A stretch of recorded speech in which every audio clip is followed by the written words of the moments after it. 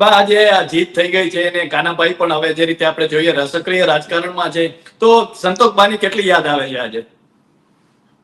ભાઈ બહુ જ યાદ આવે છે, કારણ કે ગઈકાલે જ મેં અને કાનાએ જયારે રાત્રે વાત કરતા હતા, અમે બંને કાકી દીકરો, ત્યારે એને પણ કારણ કે સંતોષબેની યાદ આવતી હતી, મને પણ યાદ આવતી હતી, અમે બંને મા દીકરાએ ખૂબ જ વાત કરી અને એમને શ્રદ્ધાંજલિ આપી. અને આજે પણ અમે સૌ પેલા અમારા પરિવારના વડીલોને પગે લાગી અને ઘરેથી નીકળ્યા હતા, કારણ કે શ્રદ્ધા અમે છે ને ક્યારેય કોઈ માનતાઓ નથી માનતા, અમે ઈશ્વરમાં અને માતાજીમાં કે અમારા કુળદેવી છે એમાં શ્રદ્ધા રાખીએ છીએ.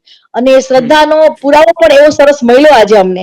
મને તો હમણાં જ ખબર પડી કે એક વ્યક્તિ અમારા જે મંદિર છે, અમારું કાંદલી કળશનું મંદિર છે, એ મંદિર ઉપર જયારે અમારી 2 સીટ હતી અને ભાજપની 10 સીટો હતી, ત્યારે એક કોયલ આવીને બેસી ગઈ હતી. અને જયારે અમારો વિજય પ્રાપ્ત થયો અને જયારે ન્યૂઝ ચાલુ થયા ને, ત્યારે કોયલ ઉડી એનો આખો વિડીયો અમારી સામે વ્યક્તિ લઈ આવ્યા છે અમારા લોકો. અને એના માટે અમે બસ એટલું જ કહીએ, કારણ કે મેં આપને કીધું કે અમે હંમેશા સત્યની રાહ ઉપર ચાલ્યા છીએ. અમે કોઈ ગરીબોનો ક્યારેય કે કોઈ પણ નો એવો ગેરફાયદો નથી ઉઠાવ્યો, બરાબર, કોઈ દિવસ કોઈની હાઈ નથી લીધી. અને એ કારણે જ બધા જ એવું કહેતા હતા કે તમારું કાર્યાલય ઉપર પ્રોપર વ્યવસ્થા નહોતી, આમ હતું નહીં, આમ તેમ નહોતું, બધાને એવું લાગતું હતું. પણ એક જ છે કે અમારું કાર્ય બોલે છે, અને કાર્યએ અને અમારા વડીલોની અમારી શ્રદ્ધા અને આજે અમે એ જીત મેળવી છે. અને મતદાતાઓનો સાચો આભાર કે જેઓએ અમારા ઉપર વિશ્વાસ મૂક્યો છે. આમ જોઈએ તો હિરલબા સીધી રીતે ચૂંટણી નહોતા લડતા, પરંતુ જે રીતે પાછળથી તેમનો જે ટેકો હતો તે સૌ કોઈએ જોયો છે. તો હિરલબા ભવિષ્યમાં ચૂંટણી લડી શકે? ભાઈ મને તો ક્યારેય ઇલેક્શન લડવાનો શોખ જ નથી, અને મારો હંમેશા ફેમિલી માટેનો પ્રચાર અને પ્રસાર હંમેશા રહ્યો છે. જે મારા ફેમિલીના કોઈ પણ મેમ્બર ઉભા રહે છે ત્યારે મારી ડ્યુટી હું એટલી જ કરું છું કે પ્રચાર અને પ્રસાર, અને લોકોને મળવાનું, લોકોના શું કામ છે એ જાણવાનું, અને એ જાણ્યા પછી એ કામ કરાવવાની જવાબદારી હું સ્વીકારું છું. અને એ અત્યાર સુધી કરતી આવી છું. બાકી મને કોઈ પોલિટિક્સમાં ઇન્ટરેસ્ટ નથી ભાઈ. બા પછી કેટલા લોકો કહેતા હોય છે કે પોરબંદરમાં પાછળ ગુંડાગીરીના લોકો ભાગે છે, તો જે રીતે પોરબંદરમાં ગુંડાગીરીની વાત પણ જોડાઈ જતી હોય છે, તો એને લઈને શું કહેશો? ભાઈ દૂર કરવા આટલા માટેની. વર્ષથી પોરબંદર માટે છે ને ગુંડાગીરી છે ને, ઈ કોની છે ને એ આવતો સમયમાં અત્યારે જોવો જ છો. મેં તો ઘણા બધા વખતથી કીધેલું છે કે તો એ દૂર કરવા ભ્રષ્ટાચાર માટે છે શું ને કરશો બા?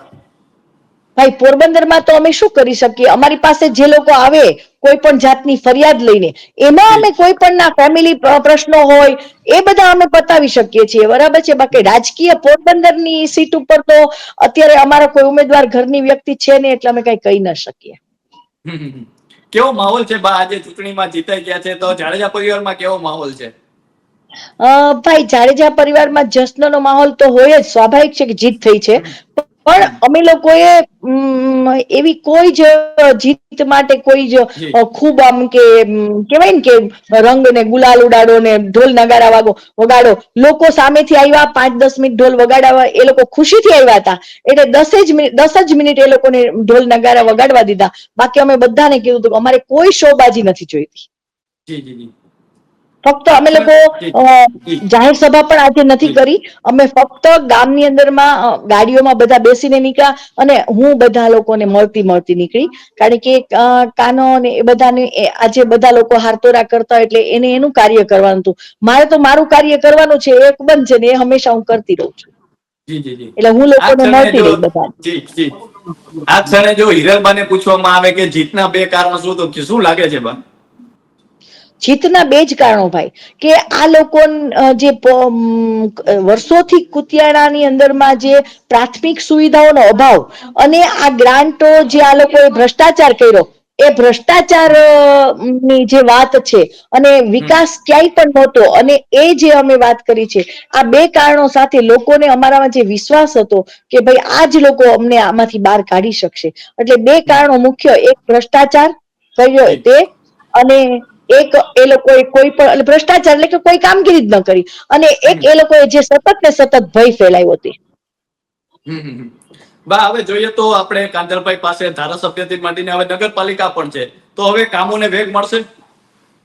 સવાલ જ નથી ને. રાણાવાવમાં જયારે 2 ટર્મથી વેગ મળે છે અને દરેક જી. કામ થયા છે ત્યારે જ લોકોએ આજે સાયકલને પસંદ કરીને કાંધલ જાડેજાને વોટ આપ્યો છે ને. રાણાવાવ એનો એકદમ ઉદાહરણ છે. બરાબર છે.